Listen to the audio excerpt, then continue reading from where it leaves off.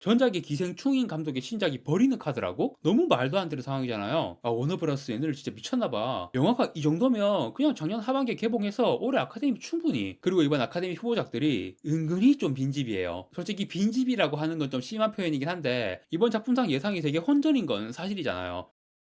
안녕하세요. 다양한 대중문화 콘텐츠를 리뷰하는 남자 머빈입니다. 이번 영상에서 리뷰할 작품은 2015년 2월 28일에 개봉한 봉준호 감독의 신작 영화 미키 17입니다. 미키 17보다는 미키 세븐틴이라고 하는 게 맞겠죠. 봉준호 감독 작품이지만 헐리우드의 워너브라더스가 투자 배급을 한 사실상 외국 영화이고 아마 봉준호 영화 최초로 한국어 대사가 한마디도 안 나오는 영화일 거예요. 설국열차처럼 주요 캐릭터를 한국인으로 하고 제목을 뭐 민수 17 이렇게 하면 그냥 17이라고 읽을 텐데 이거는 글로벌하게 미키 세븐틴이라고 읽는 게 맞는 것 같습니다. 이 리뷰 영상은 개봉일인 2월 28일에 업로드하게 되었지만 저는 개봉일 전에 봤습니다. 2월 26일 수요일 밤에 이동진의 언택트 톡 예매가 열려 있어서 그걸 예매하고 봤죠. 그런데 상영 시간대가 너무 늦어서 언택트 톡까지는 못 보고 영화 끝나자마자 크레딧도 안 보고 그냥 바로 나왔습니다. 이 영화는 개봉 일정 관련해서 좀 이슈가 있었습니다. 본격적인 영화 리뷰를 하기 전에 그 얘기부터 먼저 좀 해보려고 합니다. 헐리우드의 워너브라더스가 투자 배급을 해서 이 영화를 만든다는 소식이 나왔을 때 봉준호 감독의 바로 전작이 기생충이었잖아요. 이 영화는 칸 영화제 황금종려상과 아카데미 작품상을 모두 석권했는데 칸 영화제 황금종려상과 아카데미 작품상을 모두 받은 영화는 영화 역사상 3편밖에 없습니다. 1945년 작품 잃어버린 주말, 1955년 작품 마티, 그리고 봉준호의 기생충까지 역사상 3편밖에 없는 대기록을 세운 영화인데 그런 감독의 차기작이면 그리고 이 감독의 사실상 첫 헐리우드 진출작이라고 할 만한 작품이거든요. 설국열차는 CJ 영화고 옥자도 넷플릭스의 글로벌 작품 같은 거니까 게다가 한국인 배우 한국어 대사도 나오는 영화고요. 그런데 미키 세븐틴은 헐리우드의 워너브라더스가 메인으로 투자 배급을 하고 영화 내용에서도 한국과 관련된 게 전혀 없죠. 그러니까 사실상 봉준호의 첫 헐리우드 영화입니다. 그런 큰 의미가 있는 프로젝트인데 당연히 큰 영화제와 어워드에서 수상을 노리는 일정을 잡아야 하는데 뭐 일반적으로 어워드 영화의 왕도는 이거죠. 5월 칸 영화제에서 프리미어하고 당연히 경쟁 부분이고요. 그리고 영화가 좀 대중성이 있다면 7월이나 8월 여름 시즌에 개봉하거나 대중성보다는 예술영화 느낌이 강하다면 가을이나 연말 개봉 그리고 12월부터 3월 초까지 이른바 아카데미 레이스라고 시상식들 엄청 많이 열리는데 그 기간 동안 상들 수집하면서 분위기 타다가 아카데미 시상식에서 최종 결전 이게 딱 왕도거든요. 칸 영화제 일정 맞추기 어려울 때는 8월 말이나 9월에 열리는 베니스 영화제 거기서 프리미어를 하는 거고요. 보통 이렇게 하는 겁니다. 개봉은 거의 무조건 하반기이고 그런데 미키 17 촬영이 2022년 12월에 끝났거든요. 이 영화가 우주 배경의 SF라서 후작업 꽤 많이 해야 하는 거 생각하면 2023년 칸 영화제 프리미어는 일정상 어려우니까 베니스 영화제 프리미어도 생각할 수 있지만 그보다는 2024년에 개봉을 할 거라고 많이들 예상을 했습니다. 2024년 칸에서 프리미어하고 하반기에 개봉하는 식으로 진행이 될 거라고 생각을 했어요. 그런데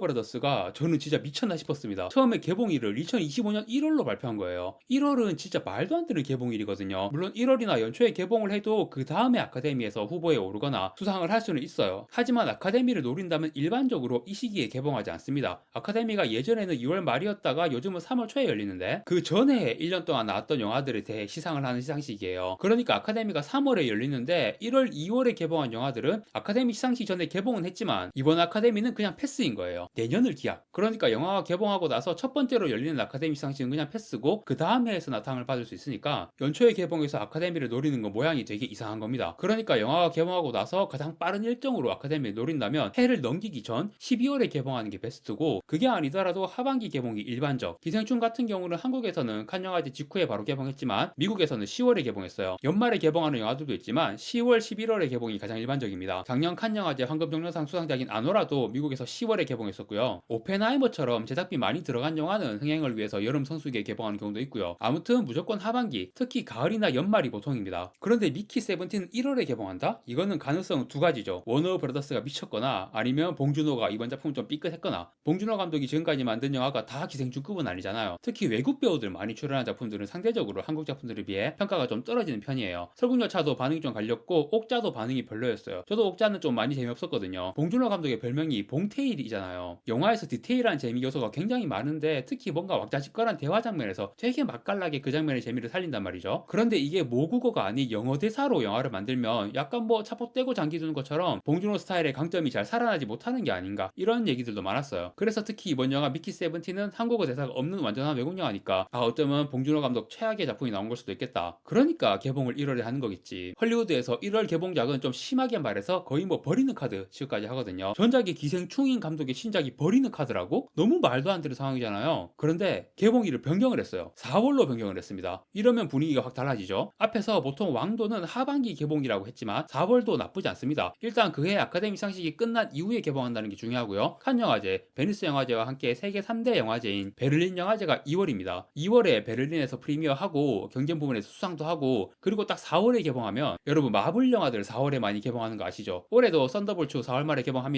보통 4월부터 해가지고 여름 성수기까지 헐리우드 블록버스터들이 쫙 개봉하는 일정 잡히거든요. 4월 개봉은 흥행에도 괜찮아요. 미키 세븐틴이 블록버스터이기도 하니까 아카데미를 노리는 왕도까지는 아니어도 4월에 개봉하면 이제는 버리는 카드는 확실히 아니고 어느 정도 대우는 해주는 그런 일정을 볼 수 있고 그런데 개봉일을 또 변경했어. 한국은 2월 말에 개봉, 미국은 3월 초에 개봉. 이건 뭐지? 일단 한국 개봉 시기로 보면 기생충 때 칸 영화제에서 프리미어하고 상도 받은 후에 영화제 끝나자마자 바로 거의 한국 개봉했거든요. 그때처럼 이번 미키 세븐틴은 베를린 영화제 끝나자마자 바로 한국 개봉을 하게 되는 건데 그런데 기생충 때랑 큰 차이가 있죠. 칸 영화제 끝나는 시기는 극장과 성수기 시즌이에요. 5월, 6월, 7월, 8월까지. 그런데 미키 세븐틴이 개봉하는 지금은 1년 중 극장과 최악의 비수기입니다. 그리고 미키 세븐틴은 베를린 영화제에서 프리미어를 했는데 경쟁 부문 출품작이 아니에요. 봉준호 감독이 직접 경쟁 부문 초청을 사양했다고 하거든요. 인터뷰를 보니까 이유가 다른 작품들에게 기회를 주기 위해서래요. 이해가 안 돼요, 진짜. 아니 메시나 호날두가 다른 선수들 기회 주려고 발롱도르 후보에서 빼달라고 한 격이잖아요. 이게 말이 되냐고. 아무튼 그렇게 베를린에서 수상 실적 없이 프리미어만 하고 바로 한국에 개봉하는 상황이거든요. 그리고 일주일 뒤에 미국 개봉인데 아카데미가 끝난 직후에 바로 개봉하는 겁니다. 일단 뭐 아카데미는 끝나고 개봉하는 거니까 한잔 해. 아니 한잔 해고 자시고 가네. 이게 맞나?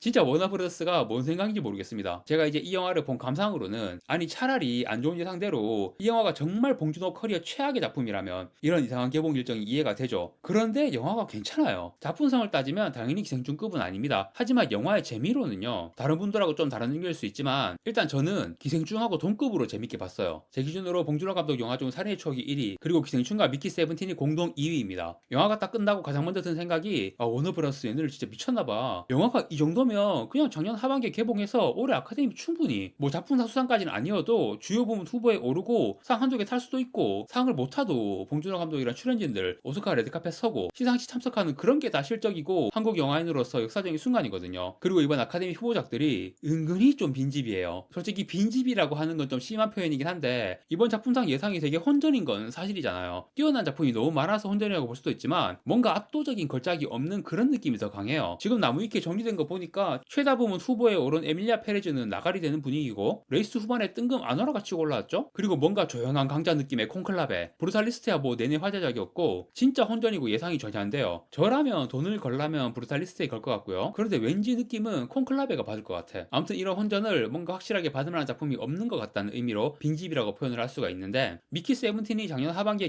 개봉했다면 나름 이 영화들과 비등하게 경쟁을 했을 것 같고 로버트 패틴슨 나무주연상 가능성도 있다고 보거든요. 뭐 내년 아카데미에서 뭔가 결실을 거둘 가능성도 있긴 하죠. 사실 워너 입장에서는 올해 아카데미는 듄 파트 2를 미뤄줘야 하니까 까놓고 말해서 그 이유가 가장 큰 것 같습니다. 뭐 이해할 수 있는 이유긴 한데 한 가지 또 생각이 드는 거는 좀 민감한 부분인데 영화가 괜찮은데 개봉 일정이 제대로 이 영화를 밀어주는 일정이 아니니까 미국뿐 아니라 사실 서양권 어디든 아시아인 차별이 심하잖아요. 봉준호 같은 대단한 사람이라도 뭔가 좀 그런 영향이 있는 게 아닌가 그런 피해의식 가득한 생각도 잠깐 해봤습니다. 아니 영화가 너무 괜찮으니까 이런 생각이 자꾸 드는 거예요. 불리한 개봉 일정이지만 저는 이 영화가 정말 훌륭하다고 생각하기 때문에 올해 연말부터 시작되는 내년 아카데미 레이스에서 뭔가 결실이 있을지 기대를 한번 해보겠습니다. 그런데 듄 파트 2도 작년에 지금 미키 세븐틴 개봉하는 거와 비슷한 시기에 개봉했긴 하거든요. 물론 듄 파트 2도 원래는 하반기 2023년 11월 개봉 예정이었는데 파업 영향으로 개봉이 미뤄져서 애매한 시기에 개봉하게 된 거예요. 아무튼 그런 시기에 개봉했지만 이번 아카데미에 5개 부문 후보에 오르면서 주요 작품 라인업에 들어있습니다. 미키 세븐틴도 이런 식으로 내년 아카데미를 노리는 게 불가능하지는 않다고 생각합니다. 자 이제 진짜 본격적으로 영화 얘기를 해보겠습니다. 스포일러는 안 하겠습니다. 간단하게 내용 설명을 하자면 복제인간에 대한 이야기죠. 그런데 이 작품은 인간 복제 기술보다는 인간 프린터라는 기계에 좀 더 초점을 맞춰서 기존의 복제인간을 다룬 창작물들과 차별화되는 지점을 보여주고요. 되게 그로테스크해요. 그 기계가. 최근 작품 중에서 서브스턴스라는 영화를 보면 딱 신체가 두 개로 복제가 될 때 되게 적나라하게 잔인하고 징그러운 비주얼을 보여주잖아요. 미키 세븐틴은 서브스턴스처럼 청불 등급은 아니니까 그런 적나라한 비주얼은 보여주지 않지만 그래도 뭔가 서브스턴스 볼 때처럼 기괴하고 징그럽다는 느낌이 들었어요. 그 종이 프린트에서 프린트 용지 득득득 하면서 나오는 것처럼 사람이 막 그런 식으로 프린트돼서 나오는 거예요. 그리고 3D 프린터 보면은 안에 들어가는 재료가 플라스틱, 금속, 고무 뭐 이런 재료들로 프린트를 하잖아요. 이거 사람 프린트는 정확히 기억은 안 나는데 무슨 음식물 쓰레기 같은 거? 아무튼 뭔가 사람 인체 조직의 원재료가 될 수 있는 그런 이상한 걸 프린트 재료로 쓰는 거예요. 되게 독특하면서도 강렬한 소재라고 느꼈습니다. 이 인간 프린터기라는 게. 그리고 인간 복제 소재의 창작물은 항상 윤리, 철학 이런 부분에서 논쟁거리가 있잖아요. 이 영화는 그런 부분을 되게 심플하게 정리합니다. 그냥 안 된다 이거는. 솔직히 미래에 이런 기술이 생기기는 할 것 같거든요. 그런데 그 순간에 인류가 이 영화처럼 단호하게 안 된다라는 판단을 할지 모르겠어요. 그런데 어쨌든 이 영화는 안 돼. 그런데 주인공이 미키는 예외적으로 이 기술로 계속 되살아나는데 이 영화의 배경이 외계 행성 개척단이에요. 우주선을 타고 외계 행성까지 가는 내용이 초반에 나오고 그 후에는 도착해서 행성을 개척하는 그런 내용이거든요. 인간 프린트기 안 돼! 라고 했지만 지구가 아닌 우주에서는 쓰자. 그것도 각 개척단 우주선에 딱 한 명씩만. 정말 진짜 최소한으로만 사용하겠다. 그래도 과학자들이 노력해서 이런 대단한 기술을 만들었고 윤리적인 문제를 있지만 기술 자체의 허용성은 정말 엄청난 수준인데 이 기술을 무조건 안 돼 하고 없는 걸로 만들기보다는 최소한으로만 써보자. 그래서 그게 허용이 되어서 개척단 인원 중에서 단 한 명이 이른바 익스펜더블이라는 이름으로 이 인간 프린터기 사용자가 되는 거예요. 딱 한 명만 하게 되는 거고 또 하나의 절대적인 규칙. 반드시 기존의 미키가 죽었을 때만 새로운 미키를 프린터할 수 있다. 미키가 안 죽었는데 새로운 미키를 또 만들어서 여러 명이 되게 하는 건 절대 안 된다. 이거를 멀티플이라고 하는데 이건 절대 용납이 안 됩니다. 대충 이런 내용이고 익스펜더블은 엄청 유용하죠. 죽어도 되는 임무에 혹은 반드시 죽어야 하는 임무에 마구 투입이 되는 거예요. 대표적으로 외계 행성에 딱 도착했을 때 혹시 미지에 외계 바이러스가 있을 수 있으니까 일단 미키를 먼저 내려보내요. 바이러스가 있었어요. 그래서 미키가 5번인가 희생되는 과정을 거쳐서 백신이 만들어지고 모든 개척단 인원이 백신을 맞은 후에 본격적인 개척이 시작되는 거죠. 정말 큰 업적입니다. 사실상 인류의 영웅이에요. 그런데 미키의 처지가 진짜 말도 안 돼요. 인류 역사상 가장 참혹한 노동자 인권 탄압이라고 해야 하나? 하는 업적은 그냥 인류의 영웅인데 실제로는 가장 밑바닥 생활을 하고 있습니다. 이 개척단 분위기가 좀 과장하면 도박묵시로 카이지의 지하 노역장 같은 그런 분위기가 있어요. 물론 제대로 대우받는 엘리트급 인재들도 있지만 사회 밑바닥에서 지구에 더 이상 희망이 없으니까 외계행성 개척으로 지원을 한 사람들이 많고 근무 환경이 엄청 열악합니다. 그런데 이거는 개척 임무 자체가 난이도가 높기 때문인데 일단 개척해야 할 외계행성까지 가는 여정이 4년 이상 걸리고 장기 수면 장치도 없어요. 그래서 물자들이 계속 소모가 되기 때문에 음식 배급량도 엄청 적고 에너지 소모하지 말라고 섹스도 금지시킵니다. 이 개척단 우주선에서 섹스가 약간 마약 같은 거예요. 하지 말라고 하지만 그래도 몰래 하는 놈들은 하는 거고 이게 청불 영화가 아닌데도 섹스와 관련된 내용이 좀 중요하게 나오거든요. 특히 섹스의 체위와 관련해서 영화의 최후반부에 굉장히 중요한 내용이 있습니다. 영화가 딱히 야하다는 느낌은 아니지만 어쨌든 이런 내용이 나오기 때문에 그리고 청불 수위는 아니지만 어느 정도 잔인하고 징그럽고 기괴한 장면들과 내용들이 있어서 부모님 모시고 극장 가시는 거나 아니면 어린 자녀와 함께 보는 영화로는 비추입니다. 아무튼 카이지의 지하노역장 같은 그런 근무 환경이고 주인공이 미키도 진짜 카이지 같은 상황이에요. 그런데 봉준호 감독 작품이라서 이런 내용들이 약간 한국적 요소 같기도 한데 주인공이 보육원 출신인데 같은 보육원 출신의 친구 티모라는 이름인데 스티븐 연이 연기했고요. 이 친구랑 같이 사채를 써서 그 작업으로 마카롱인가 그 가게를 열었어요. 그런데 망해서 사채업자 영어로는 론샤크라고 하더라고요. 그 론샤크한테 잡혀가는 내용이 나오는데 주인공이 익스펜더블에 지원한 것도 이런 상황 때문이에요. 아무튼 되게 한국적인 요소라고 해야 하나? 기생충에서 송강호가 대만 카스텔에다가 망한 것처럼 물론 사채업자나 자영업 망한 사람들이야 전 세계 어디에나 있겠지만 사실 헐리우드 영화에서 자주 보는 내용은 아니거든요. 론샤크가 아니라 거기는 그냥 제도권 은행이 사람을 쥐어짜더라고. 로스트 인더스트 이런 영화들 내용처럼 한국보다 더한 헬. 그런데 아무튼 사채업자한테 시달리는 자영업자 이런 거는 뭔가 한국적인 요소처럼 느껴졌고요. 그리고 이 사채업자 조직의 부하가 이 개척단 우주선까지 따라와서 얘네를 막 죽이려고 하거든요. 그래서 주인공 친구 티모랑 사채업자 부하가 막 혈투를 벌이는 내용이 나오는데 이런 장면도 헐리우드보다는 한국 영화에서 볼 법한 장면이죠. 총을 안 쓰고 날붙이로 혈투를 벌이는 그런 거. 올드보이에서 장도리 쓰는 거나 조폭 영화에서 회칼 사용해서 싸우는 거. 외국 영화는 총을 쓰니까 이런 장면이 잘 안 나오죠. 그 데이비 크로넨버그의 이스턴 프라미스에서 그 샤워장 알몸 혈투씬 덜렁덜렁 거리면서 싸우는 그 장면. 거기서도 회칼 같은 게 아니고 뭐 이상한 칼을 쓰더라고요. 찌르는 게 아니고 베는 식으로 공격하던데 그러니까 죽이는데 실패하지. 이런 칼로는 사람을 죽일 수가 없다. 아무튼 이런 한국 영화스러운 요소나 장면들도 되게 흥미로웠습니다. 이 영화 내용에서 또 굉장히 중요한 게 마크 러팔로와 토니 콜렛이 연기한 빌런 캐릭터입니다. 봉준호 감독 영화에서 빌런이 그렇게 인상적이었던 영화를 넣었거든요. 미키 세븐틴은 봉준호 필모에서 가장 강렬한 빌런 캐릭터가 등장하는 영화입니다. 무섭다거나 그런 느낌이 아니고 너무 혐오스러운 빌런이에요. 마크 러팔로와 토니 콜렛이 부부인데 계층 갈등 구도라는 포지션으로 본다면 기생충의 이성균 조효정 캐릭터와 비슷하지만 기생충의 그 부분은 사실 악인이라고 할 수는 없잖아요. 그런데 미키 세븐틴의 이 캐릭터는 이름이 마셜과 일파 이렇게 불리는데 정말 사악하게 계급 착취를 하는 캐릭터고 마크 러팔로와 토니 콜렛이 정말 각자의 방식으로 최대한의 혐오스러움을 보여줍니다. 좋았습니다. 연기가 굉장히 인상적이었어요. 특히 토니 콜렛의 캐릭터가 굉장히 흥미로웠습니다. 이름부터가 범상치 않아요. 일파. 그런데 F 발음이라서 일파 이런 식으로 발음하잖아요. 조금 과하게 해석하면 이거는 한국인들만 알아먹겠지만 일파? 친일파? 일파? 뭐 이런 생각도 드는, 물론 절대 그런 의도는 아닐 겁니다. 사실 이 영화가 되게 디테일하게 해석할 만한 재료들을 많이 제공해 주거든요. 저는 뭐 그런 해석 콘텐츠는 잘 안 하지만 이동진 평론가님이나 다른 영화 유튜버 분들이 많이들 하실 것 같아요. 봉준호 감독이 전혀 의도하지 않았던 그런 해석도 많이 나올 겁니다. 아무튼 일파라는 이름 가지고 친일파니 일파니 해석하는 건 말도 안 되겠죠? 이 영화는 일본 애니메이션 바람계곡이 나오시카 오마주인 것 같은 내용이나 장면도 있거든요. 그럼 영화 자체가 일파인 건데, 아무튼 일파라는 이름은 사실 일사가 떠오르죠. 미션 임파서블에 나온 일사 파우스트 말고요. 2차 대전 때 나치 관련해서 실제 인물은 일체 코흐라는 인물인데, 이 인물을 모티브로 해서 일사라는 이름의 사악한 여자 나치가 등장하는 영화가 있어요. 그리고 마블 코믹스 헬보이에서도 일사라는 이름의 여자 나치 빌런이 등장합니다. 그래서 일사라고 하면 뭐 미션 임파서블에서는 소녀 캐릭터지만 대체로 여자 빌런으로 인식되는 이름이라서, 그래서 이 영화에서 일파라는 캐릭터 이름도 일사 비슷한 느낌 나게 지은 건가 싶기도 하고요. 이 일파라는 캐릭터가 맨날 요리에서는 소스가 가장 중요하다 이러면서 소스를 만든다고 막 난리를 치는 캐릭터인데, 이 소스가 거기 들어가는 재료도 그렇고 보기에는 그냥 피나 뭔가 생물의 즙처럼 보이거든요. 그걸로 진수성찬을 차려내면 느낌이 그 춘향전에서 이몽룡이 지었던 시 있죠. 금준미주 천인혈 옥방가요 만성고, 금잔에 담긴 좋은 술은 천백성의 피요, 옥쟁반에 담긴 맛있는 안주는 만백성의 기름이라. 그리고 마지막에 노래소리 높은 곳에 원소소리 높더라, 이런 시 있잖아요. 그 시가 딱 떠올랐어요. 백성의 기름과 피, 고혈. 일파의 소스가 그런 고혈인 거죠. 일파라는 캐릭터도 그렇고 이 영화에서 이름으로 어떤 직관적인 메타포를 던져주는 그런 요소가 많거든요. 개척단이 향하는 외계행성 이름이 니플하임이에요. 북유럽 신화에 나오는 건데 바라라로 가지 못한 영혼들이 니플하임으로 가게 되고 엄청 추운 지옥 같은 곳으로 묘사되거든요. 뭔가 이런 북유럽 신화 관련해가지고도 많은 해석들이 나올 것 같고, 여자 주인공 이름이 나샤인데 저는 이거는 바람계곡이 나우시카 오마주라고 생각합니다. 바람계곡이 나우시카에서 오무라고 거대한 군부인 같이 생긴, 아니면 뭐 스타크래프트 리버 같이 생긴 그런 생물이 나오는데, 미키 세븐틴에서도 외계행성에 그냥 지구인 관점에서 보면 거대한 벌레인데 사실상 원주민이라고 해야 할 것 같아요. 통역기 만들어서 대화까지 할 수 있는데, 아무튼 이렇게 되게 바람계곡이 나우시카 비슷한 장면들이 나오고, 요 주인공 이름도 그렇고,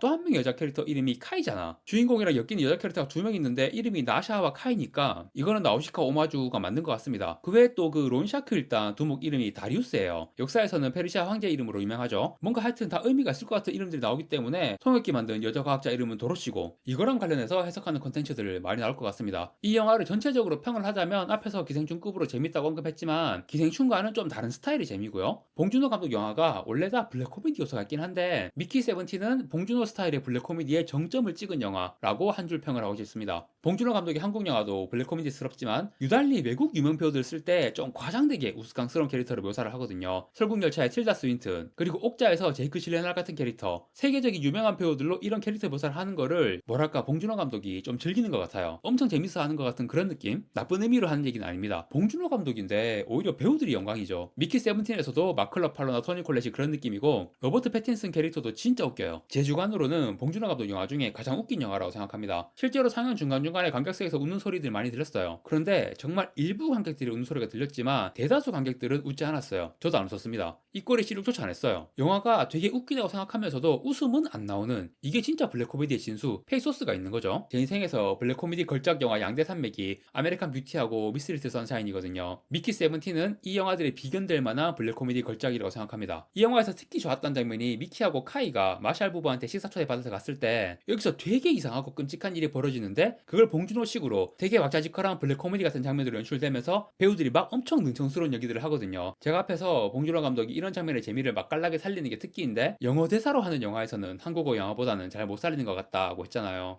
그런데 미키 세븐틴에서 이 장면 보니까 배우들이 영어로 대화하는 연기에서도 한국 영화에서 본 그 맛깔나는 느낌을 이제는 잘 살릴 수 있는 것 같다 하는 생각이 들었습니다. 그 살인의 추억에서 백광원의 고깃집 회식 장면 같은 느낌으로 되게 괜찮게 잘 뽑은 장면이었어요. 마지막으로 배우들 얘기만 잠깐 하겠습니다. 주인공 로버트 패틴슨 진짜 너무 좋았고요. 트와일라이트 시절 생각하면 지금 모습은 진짜 너무 굉장한 것 같습니다. 미키 세븐틴에서의 연기는 시상식에서 상을 탈 만한 연기라고 생각해요. 좋은 결과가 있었으면 좋겠습니다. 여주인공 나샤 역의 나오미 에키도 아주 좋았고, 카이라는 이름의 또 다른 여자 캐릭터 아나마리아 바르톨로메이라는 프랑스 여배우가 연기했거든요. 엄청 예쁘고 매력있더라고요. 1999년생인데 요즘 굉장히 핫한 여배우라고 합니다. 빌런이 배우인 마크 러팔로와 주인공 친구인데 약간 미쌍인 캐릭터인 스티븐 연, 뭐 이 배우들이야 늘 좋은 연기 보여주고요. 토니 콜렛 얘기는 앞에서도 했는데 이 영화에 아리에스터의 유전을 오마주한 것 같은 장면도 나오거든요. 유전에서 토니 콜렛의 그 유명한 표정 연기 있잖아요. 그거랑 똑같은 장면이 나오는데 이 장면을 오마주하고 싶어가지고 토니 콜렛을 캐스팅한 건가라는 생각이 들었어요. 뭐 그런데 그 장면뿐 아니고 그냥 전체적으로 다 훌륭하고 인상적이었습니다. 자, 이렇게 배우들 얘기까지 해보았고 저는 미키 세븐틴 이 영화를 너무 재밌게 봤습니다. 지금 극장과 비수기이기도 하고 어워드 노리기에도 애매한 개봉시기라서 이 영화가 어떤 성과를 거둘지는 잘 예상이 안 되지만 저는 이 영화가 너무 마음에 들었기 때문에 꼭 좋은 결과가 있었으면 좋겠습니다. 미키 세븐틴에 대한 리뷰는 이것으로 마치겠습니다. 구독과 좋아요 부탁드립니다. 시청해주셔서 감사합니다.